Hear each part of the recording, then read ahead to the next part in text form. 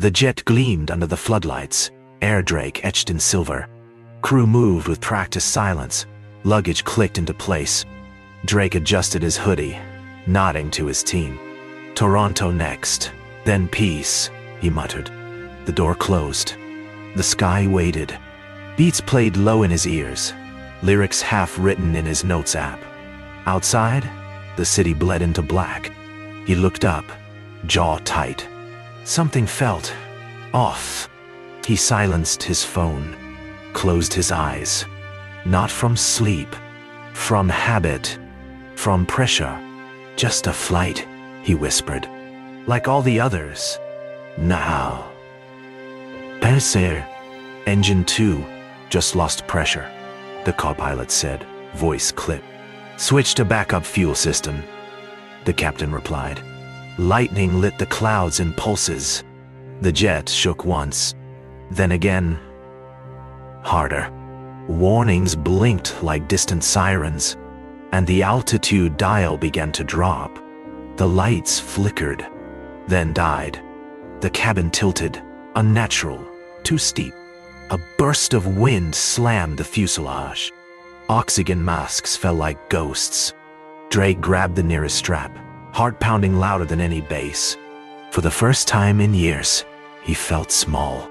The right engine flared, then died. The jet dropped fast, slicing through cloud layers like a scream.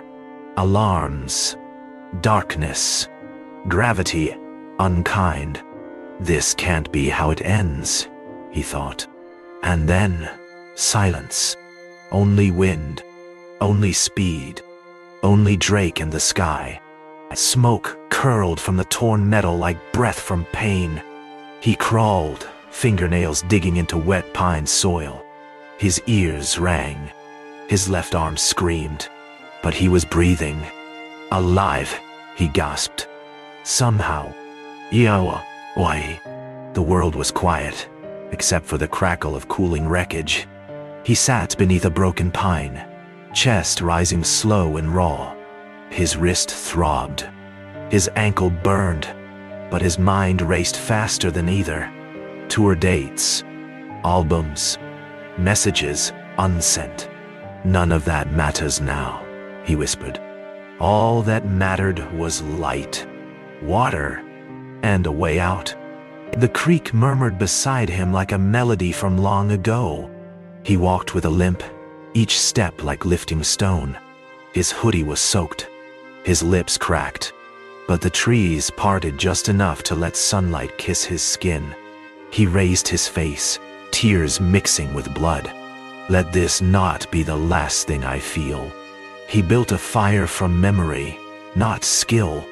The warmth was fragile, but it stayed. In his lap, a damp notebook from his jacket pocket. He flipped it open. The ink was smudged, but the words remained. He began to write, not lyrics, prayers, and each word stitched his fear into survival. The light cut through black like a blade. He ran, or tried, limping, yelling, arms flailing toward the beam. For a second, the light paused. Then it passed, then returned, then stayed. I'm here! I'm here! He screamed, voice breaking. And in that moment, he wasn't just a rapper or a survivor. He was a man who refused to disappear. Breaking news. Rap star Drake's private jet has gone off radar.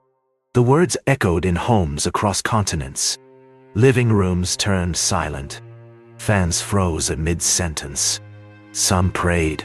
Some cried. Some refused to believe.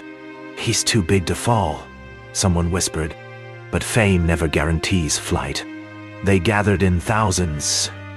Some holding candles. Others just hope. He saved me with his music, a girl whispered.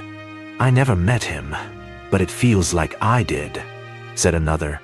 Lyrics were written on posters. His voice played from quiet speakers. The stage was dark now, but the crowd still sang. He woke slowly, the ceiling sterile and strange.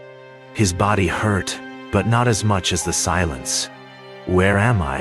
he asked. "Safe." The nurse smiled.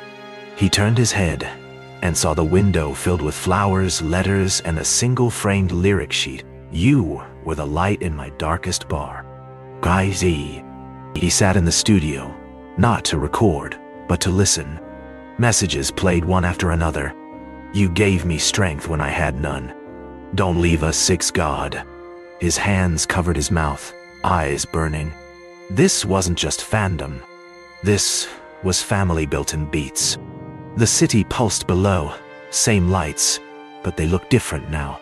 He rested his elbows on the railing, wind cold against healing skin. In the journal, pages of thoughts, guilt, rebirth. "I almost lost the mic forever," he whispered. "Time to say something real." He turned back to the studio with fire in his step. "Roll it back," he said. "One more take." "The died in here." The beat dropped, slow, raw, haunting. His voice cut through like truth through noise. "I crashed in the woods but landed in faith. My silence louder than your fame's echo." The engineer leaned back. "That's the one." Me. It wasn't a comeback. It was a confession. The city blinked as always, but now it carried his fire. A massive screen lit up, wings, flame, a shadow stepping forward. One word pulsed across it: reborn. Fans gathered, taking selfies, but staying quiet. They knew this wasn't hype. It was healing, on beat. The arena roared before a single note played. He stepped into the light, hoodie zipped, eyes soft. "I wasn't supposed to be here," he said quietly. "But if you're hearing this, neither were you. Yet, we are. No pyrotechnics, no backup dancers. Just a mic, a voice, and a soul returned to sound. You gave me strength when my wings broke," he rapped. "Now I give it back bar by bar." Lights swayed like prayers in the dark. One boy held a sign: "You survived so we could too." Yee. The crowd wasn't just fans. They were echoes of him. And this wasn't just music. It was resurrection. Waves whispered along the shore, soft and steady. He walked barefoot, notebook in hand. No cameras, no lyrics, just wind and memory. He sat, opened the journal, and wrote one line. "The crash didn't end me, it opened me." He closed the book and smiled. There was still more to say, and this time, louder than before.